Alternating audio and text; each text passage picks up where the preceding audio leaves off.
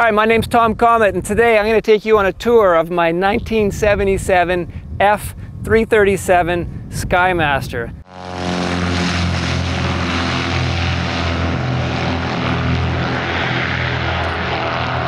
Hello and welcome to another episode of TomAir. I love this airplane. This is my plane, this is what I fly, this is what I'm going to be flying for most of TomAir, so you might as well learn a little bit about it. If you might have already noticed, the Skymaster is a unique design. It's actually a twin-engine aircraft. It's got two engines, but it's not a conventional twin in the sense that it has one engine on one wing and one engine on the other. The engines are mounted in line. There's an engine on the front of the airplane, and there's an engine mounted on the rear of the fuselage as well. So one is a tractor-style prop that pulls the air. The other is a pusher-style prop that pushes the air. What they call this is centerline thrust configuration. Now stick with me, there's a couple very good reasons to put the engines in line like this, okay? Some of those reasons are on a conventional twin airplane, when you have an engine on one wing and an engine on the other wing, if one of those engines stops working, you have what's called adverse yaw, okay? So that the airplane starts to turn towards the dead engine. That gets a little tricky to deal with. The other thing that happens in a conventional twin airplane when you lose an engine is you don't have lift over the wing where the engine was spinning and is no longer spinning. So you have adverse yaw and you have wing drop. So you got all these things to deal with in a conventional twin engine airplane in an engine out type situation. In a centerline thrust aircraft like the Skymaster, where both the engines are in line, one of your engines stops spinning, not much happens. You just have less thrust. You don't have adverse yaw, you don't lose lift, you do lose power, and you got to deal with that. You get all the benefits of twin engine redundancy and the safety without any of the headaches. So it's a pretty awesome deal. This particular aircraft, Charlie Golf Romeo Bravo Romeo, is even more unique than most Skymasters out there, as she's a French girl, believe it or not. Romeo Bravo Romeo was built at the Reims Aviation Factory in Reims, France in 1977 under license by Cessna. She is very similar to the US-built Skymasters with the exception of the original altimeter, which was in millibars, and the original engines, which were branded Rolls-Royce Continental engines, as opposed to the standard Continental engines that the US models received. I have since replaced both those items, so she's basically identical to the US models, but I still find she's a little special, and sometimes she smells a little bit like fancy cheese inside, especially after our long cross-country trips. It's the French girl in her. Cessna USA built 2,993 of these unique airplanes before stopping production in 1982. 532 O2s were built for the US Air Force, and there are 169 Reims model branded 337 Skymasters that came out of the factory in France, 29 of which were the G model, like mine here today. Romeo Bravo Romeo is lucky serial number 0083. This particular Skymaster spent the first part of her life in the Netherlands, registered under the call sign Papa Hotel Alpha X-Ray Tango. In 1984, she was imported to England and re-registered as Golf Foxtrot Alpha Sierra Tango, which has to be one of the best call signs ever. I still have the Golf Foxtrot Alpha Sierra Tango keychain that came with the airplane, though funnily enough, Skymasters don't actually have keys, so I just keep my hanger keys on here. During her time in England, she was based in Lancashire and Leeds, from my understanding. I have the logbooks. The logbooks go right back to the beginning. Unfortunately, the logbooks pre-going to the United States, they're all transcribed from the original logbook. So there's not as much detail there as I'd like to have. It still tells me where she was, when, but there's not a lot of detail. For the first 20 years of her life in Canada, the plane was based in Collingwood, Ontario, where she was kept in a nice warm hangar. But unfortunately, she didn't fly much during that time. I purchased Romeo Bravo Romeo in October of 2017, and believe it or not, this was actually the first airplane that I owned after getting my initial private pilot training. Now, I'd flown a whole bunch of 172s. I was sort of a partner on a 172 for a while, so I flew that around a whole bunch. But somehow, I was already starting to use the airplane for personal transportation and for work and to get places and to do things. The 172s were never big enough, fast enough, could carry enough gear, were capable enough, could go over open water, all the stuff that I needed to do with the aviation that I was doing. So right away I was looking for something that was a little bit more capable, C-GRBR came on my radar. It was a good fit. I took the risk, I bought it, and I'm so glad I did. I've never looked back. It's been an incredible airplane for me. It's been a perfect fit for my mission profile, and I love it. All right, so the Skymaster, by the numbers. It's got the IO 360 engines, which generate 210 horsepower while burning a meager 9.5 gallons per hour per engine. So that's not a lot of fuel for that size engine. Cruise speed is about 155 knots indicated. Service ceiling is 18,000 feet. She's actually got 148 gallon fuel tanks on board. So 74 gallons a side, which is amazing because at a reduced speed, that gives us a maximum range at a low power setting of 9.3 hours, and I can go 1,235 nautical miles, if you can believe it. Maximum range at 75% power setting is 7 hours, and that's about 1,000 nautical miles. So from my base here in Brantford, Ontario, I can make it to North Florida on a tank of gas. I can make it past Winnipeg in the middle of Canada, or I could make it all the way to the Maritimes. I could make it past James Bay if I went north from here. So I've got a huge operational range. The service ceiling's 18,000 feet. I've never had my Skymaster that high. We've been up to 14,000 feet. We were flying to Winnipeg for a job one time. We had to get above the ice. It was the only way we could get there, and we went up to 14,000 feet. Obviously it was the winter, so it was cold. We had good density altitude. She climbed up to 14,000 feet like nobody's business. I've never had her higher than that, but I'm sure I'll go higher one day. Stall speed, no flaps, is 70 knots indicated. Stall speed, full flaps, 61 knots. Maximum takeoff weight is 4,630 pounds. Useful load, 1,700 pounds. So that's the great thing about the Skymaster. She can take a lot of weight, she can go a long distance at a good speed, and she doesn't burn a lot of fuel. This makes it the perfect combination for me. All right, let me show you around my amazing Skymaster. Come on.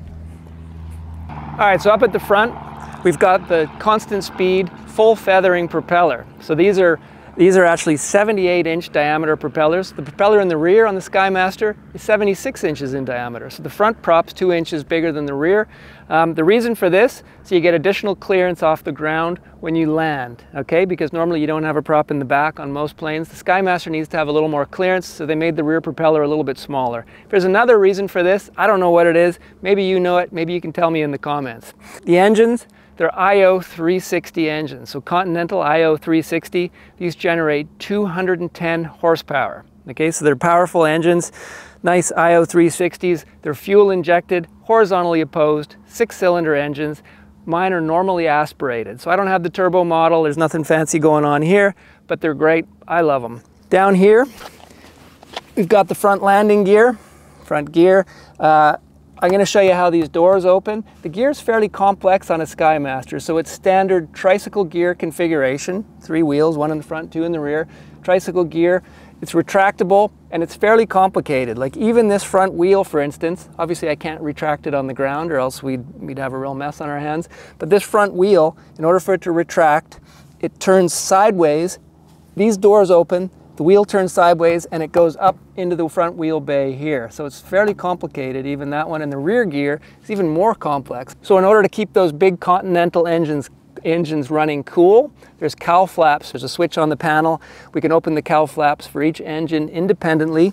So one of the things that's kind of unique about my Skymaster, and it's one of the things that I actually really love about it, is it's got full ice protection. Now that doesn't mean I can go flying into ice, places where I know there's icing. I stay away from ice like everybody else, but if I happen to stray into a little bit of ice, I've got a little bit more time to get out of it and get safe. So ice protection is a valuable thing to have when you're doing extended missions like I do up here in Canada in the winter. I fly year-round. I want to have all the protection and all the safety margin I can get. So the Skymaster's got a whole bunch of different ice protection. Up on the front prop, we have these 2 heated boots on each side of the front prop. So that'll keep ice from accumulating. It always accumulates on the inboard part of the propeller. That'll keep the ice from accumulating there. Another piece of ice protection, we've got the hot plate. So the hot plate over the window, over the front windshield. If ice starts accumulating on the windshield, turn on the hot plate. This little section here should stay ice-free. Now it's kind of scary to imagine that, just having a little wee window to look out if there's ice forming on your windshield.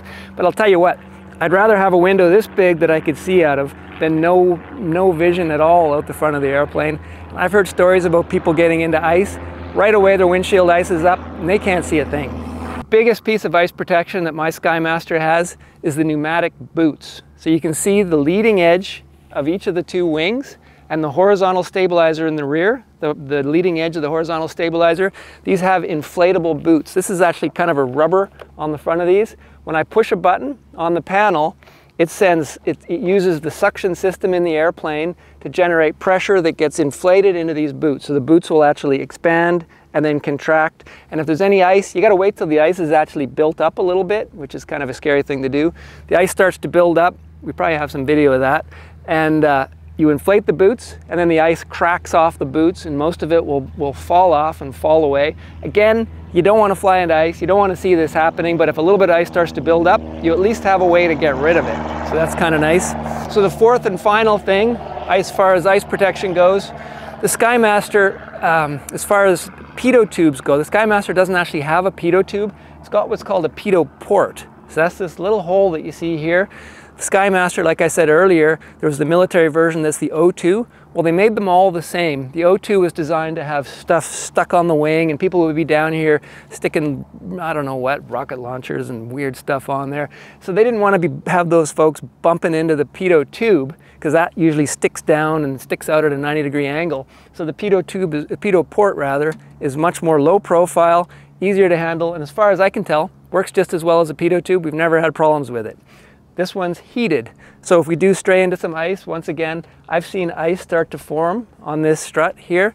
There's always a little section there that's ice-free, and that's the heat from the pitot port that's keeping that ice-free and keeping the pitot port working properly, giving us accurate airspeed, which is really important. All right, so one of the things that really attracted me to this particular Skymaster was the fact that it came with a cargo pod. You can put these on. This one already had one. Like I've already told you, I'm constantly hauling tons of gear around. Skymaster doesn't have a lot of room in the back seat, as you'll see soon, because there's an engine back there, basically. It's great to have the added space of a cargo pod. So let me show you what I mean. I keep all kinds of stuff down here. I keep oil, spare parts, rags, stuff for fixing things. These are my tie downs. So when I'm camped in a field, like at Oshkosh, we've got these tie downs that we stick in. What else do I have in here? I've got my tools. So I actually have my tool pack, my toolkit here. So I've got all the stuff I do for basic maintenance on the airplane. Believe it or not, I've got all the stuff I need to actually change a tire. Here we've got some rigging for tying the airplane down again. And something I would never fly without, I've got a bicycle down here. So check this out. This is a nifty little folding bicycle. This is so handy when you're at little airports in the middle of nowhere, cruising around, you want to go into town, you want to get a coffee, maybe you end up spending the night somewhere. I've got one bike I can put in the cargo pod. Sometimes if there's more than one of us flying, we'll take two bikes, we'll put one in the back seat of the airplane and then one in the cargo pod. But this one always lives down below. All right, so that's pretty handy. Here, check this out. Hee-hoo!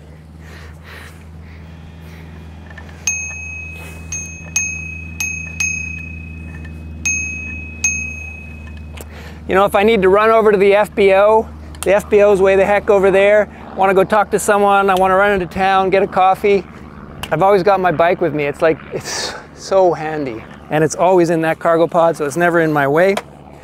What else do I have down there? All right, inside of this bag, spare tire and tube. I've actually had 2 flat tires in my whole history with the Skymaster. It's never fun. Skymaster has a unique size tire. They're hard to find.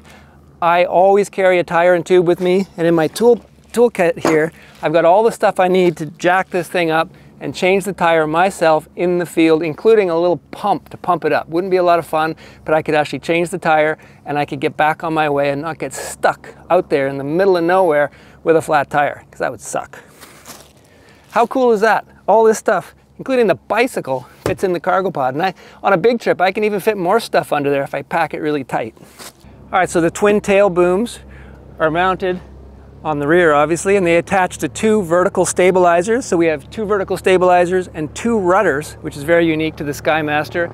And And then in here, inboard, a very large horizontal stabilizer. And again, this has the pneumatic boots for the ice protection on the front end of the horizontal stabilizer. Rear engine, the pusher prop. Again, like I said, slightly smaller than the front engine. Same engine, IO360s. This time they're mounted backwards because they're pushing. So that makes everything a little bit different with this airplane. It's the same engine, but they've got to put some different guts in it in order to make it push backwards instead of pull. I understand the bearings are a little bit different. There's some other stuff going on in order to make all that happen.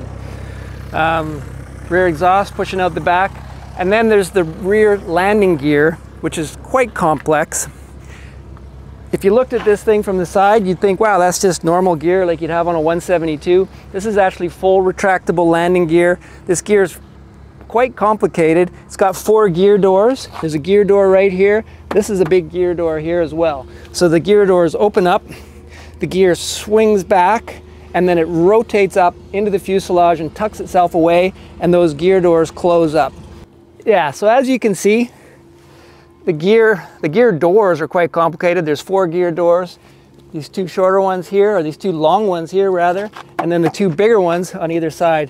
When you take off and you go to retract the gear, these gear doors have to open. They act like big sails, so they really, really mess up your airspeed. They slow you down a lot, especially these big ones here. You want to make sure with a Skymaster you've got a fair amount of altitude and you've cleared all the trees before you go to retract your landing gear. Otherwise you could be in for a nasty surprise. You'll lose a bit of airspeed, you definitely lose a bit of altitude when you pop these gear doors open to retract the gear, and it doesn't happen really fast. So watch for that if you're flying a Skymaster. All right, so back here we've got cowl flaps on both sides of the engine, again for cooling. We've got the intake on the top, the big air scoop on the top. The air is directed through the baffles inside the engine, and so all the air is focused down past the cylinders to keep the cylinders nice and cool. And then if the cowl flaps are open, it all comes out through the cowl flaps. It's a nice feature of this because it's kind of hard to get a good look at your rear engine on a Skymaster, but you can pull this rod off quite easily. You can pop it open, and with a flashlight you can have a nice look around. You can see your cylinders, you can see all the nuts and bolts, you can see if there's any oil leaks down there, you can have a quick look at your exhaust manifold. You can get a good look at your engine. So usually when I'm doing my walk around, if I haven't been with the plane for a while and I want to have a real good look at things, I'll poke my head in here and make sure everything's good in the back here in the rear power plant. Do the same in the front. In order to get that kind of access in the front, I got to pull the cowl flap or the cowls right off. So another one of the bonuses that happened when I bought this Skymaster, it came with a radar pod. Smaller airplanes like this never have weather radar. Like the fact that this is a small airplane and it actually has weather radar is amazing. Yes, it's only, what do you call it, monochrome radar, like single color. You can still see right into the clouds. You can see what's going on. It works, so I haven't bothered taking it off. Might cost me a knot or 2 of airspeed, but it's well worth it if I'm in some not great weather conditions in the Skymaster. Another unique thing about Skymasters, they don't have conventional doors. They only have a door on the right side of the airplane. That's the main door.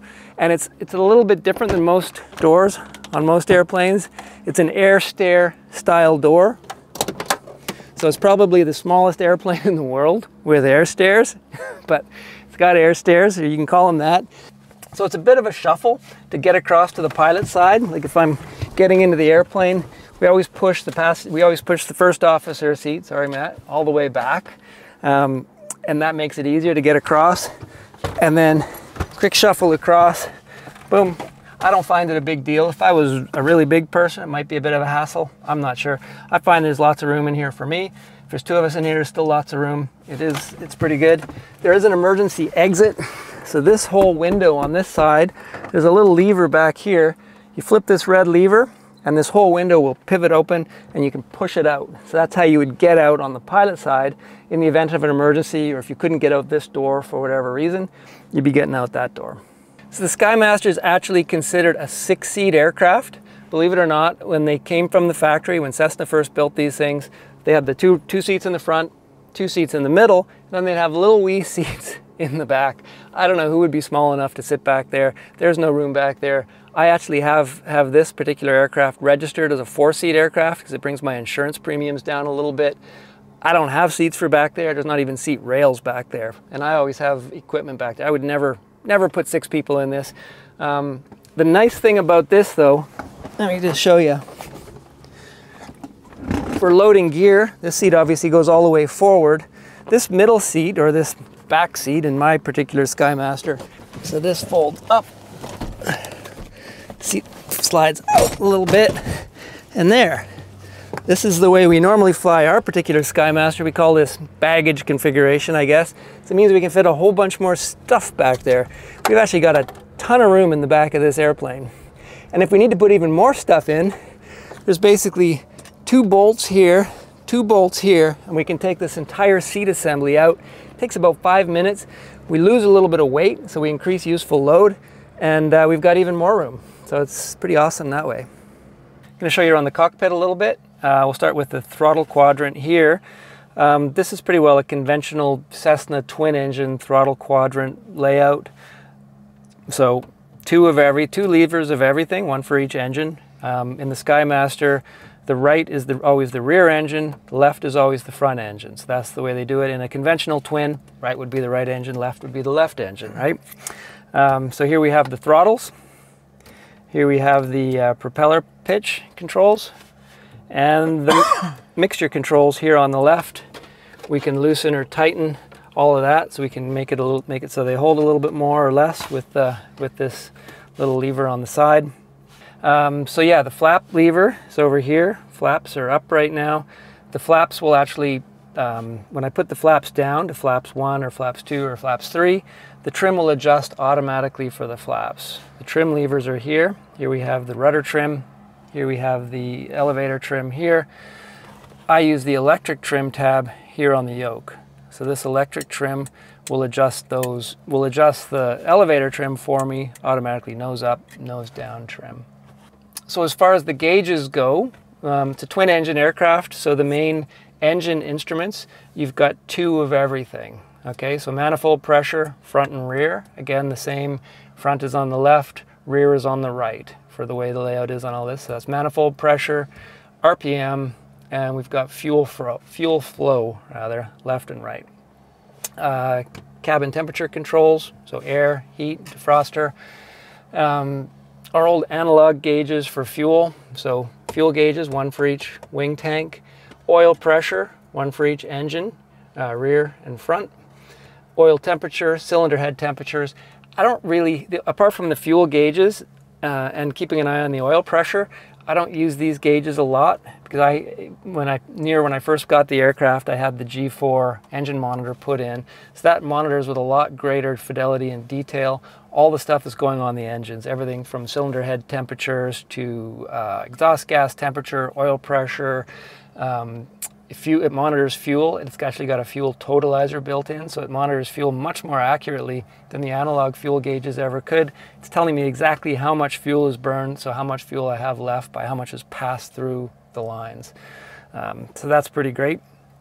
My backup attitude indicator here, that's sort of one of the old school instruments that we've kept with the plane. I've done some panel updates quite recently, and we'll talk about that in another episode, but we'll just give you sort of the bare bones nuts and bolts of what's going on here. GPS navigators, we got 2 of those. I went with the Avidyne system. It worked well with the autopilot on this plane. It worked well with sort of what I was doing, so I didn't go with Garmin, I went with Avidyne. I got the 440 down here, 540 up top, so dual WAAS GPS navigators, which is pretty good, Navcom. I got the Garmin GMA 345 up here, which is a great audio panel. It's pretty cool because I can sync it to my Bluetooth headset. If I have to make a phone call, if I've got a call and cancel a flight plan, or if I need to get in touch with flight services, even in the air, I can actually make calls on the Bluetooth headset in the air. You could play music, which I never do, or podcasts, which I've never done in the air. I wouldn't necessarily recommend that, but you could do it. Another really nice feature of this audio panel, it's got this little play button here.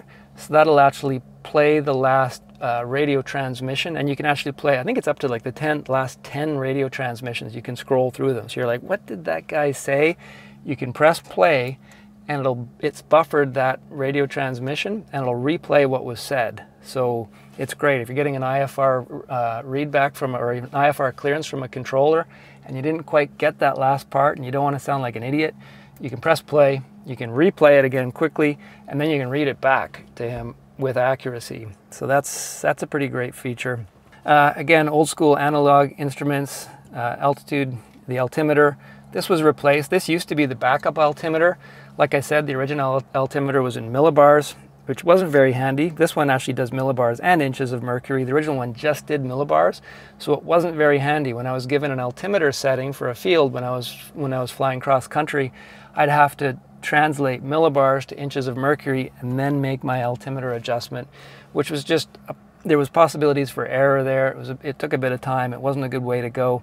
I've since replaced that instrument. This is the backup, but my primary flight display now is the Aspen. So I've got the Aspen PFD here as my primary flight display, and that's again a fairly recent addition. I absolutely love it. There's so much situational awareness. Again, I'll show you in another episode. We'll talk all about the panel upgrades. There's so much going on in that thing. It tells me so much information. That combined with the 2 IFDs, it's just amazing how much information is right here at my fingertips. Between ForeFlight on the iPad and all of this, the new, my little mini me, you know, budget glass panel that I've got going on, I've got as much data at my fingertips as I have in you know, giant conventional commercial jet aircraft. Like it's just spectacular what we have available to us in general aviation now. So the TCAD, this came with the airplane, the Ryan TCAD. The traffic collision avoidance device, the Ryan TCAD, is actually a pretty expensive. This little panel here is connected to a big box underneath the headliner. What that does is it sees other people's transponders.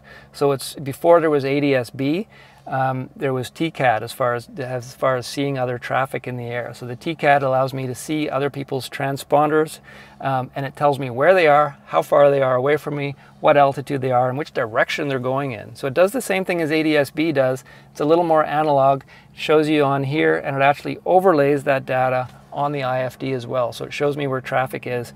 Because up here in Canada, not everybody has ADS-B. We don't have an ADS-B mandate where all aircraft have to have ADS-B yet. So there's tons of guys flying around in old planes with no ADS-B, and that's a potential problem. Like, it's a safety concern. You could bump into these guys. So with the TCAD, as long as they've got their transponder on, I can see where they are and which direction they're heading in, what altitude they're at. So that's very useful. I also have ADS-B in and out in this aircraft, so I'll see if they have ADS-B, I'll see that on the iPad. And then we have ADS-B out, of course, because I fly to the States quite a bit, and you have to have ADS-B down there. Another very valuable tool that comes with the Skymaster, my particular Skymaster, is the autopilot. Doesn't look like much. This is sort of the head of the autopilot down here. This is where I turn it on. And then the mode selector. So these 9 buttons up here function the autopilot. My autopilot actually talks to my GPS, my WAAS GPS navigator. So I can fly full coupled VNAV approaches. I can fly ILS, coupled ILS approaches, VNAV. It's a very powerful, it's an old autopilot. It's very functional. It's worked great to date. We had to rebuild a couple of the servos at one point, but it's an awesome autopilot. And I mean, I can't imagine flying long trips like I do, across Canada, down to Florida, that kind of thing. I can't imagine doing those kind of trips or flying IFR without a good functional autopilot. It just wouldn't be a sensible thing to do. Oh, another thing I love is, this is one of my favorite things, Garmin GDL 52. So what that does is it gives me ADS-B in, the ability to see other airplanes, see where they are. It also gives me ADS-B data in, so I could potentially see weather, although up here in Canada we don't get a lot of ADS-B coverage from ground stations, so I opted for the XM option on that too. So my GDL 52, I have an XM subscription, so that gives me full weather data in the air, and all of that comes up on my iPad, so I can see weather real time, or within, what do they say, 15 minutes of real time, I get to see weather. Here we have our monochrome weather radar. We'll fire that up when we're in the air. You're not supposed to use it on the ground because I don't know what it does. I don't think it's good for you, or I don't think it's good for it either.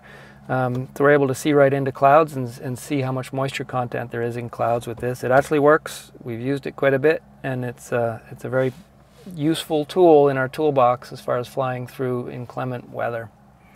All right, well, thanks for joining me on that little tour of my F337G Model Skymaster. I've had so many adventures in this airplane. Like, I think back to I've only had it since 2017. I've flown across Canada with my mom back in 2020, I flew across Canada. She lives out in BC. Went out to BC, I picked her up. The two of us flew back to Ontario together. We camped under the wing at a whole bunch of little airports along the way. We had an amazing trip, sitting side by side for whatever that was, the 10 or so hours that it took to fly across this beautiful country of ours. It was just an amazing journey that we had together. Flown out to the Maritimes a whole bunch of times. We just got back from a trip to New Brunswick where we went and saw my partner Rebecca's family, spent some time with them. We flew to Oshkosh, flying to Oshkosh. If you haven't done that, you've got to fly to Oshkosh. I flew the Skymaster to Oshkosh. It was amazing. Flew the Fisk approach. Absolutely terrifying. So glad I did it. Not sure I ever want to do it again, but it was amazing. Just a life-changing event. That whole event down at Oshkosh is just nothing like it. Flying there in an airplane like the Skymaster was amazing. There was actually three of us, three different Skymasters flew down together, so that was fantastic. There aren't many of these things, so it's fun when we get together and there's a few other guys with Skymasters and we can make a whole lot of noise together.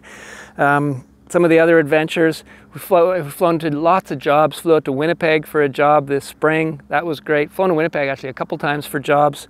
Flown to the Maritimes for jobs. We've flown up north for jobs. I got to fly to the Torngats in Labrador in this Skymaster to go and do a job out there one time. The Torngats in Labrador, highly recommended. Amazing place. It'd be impossible to get to without an airplane.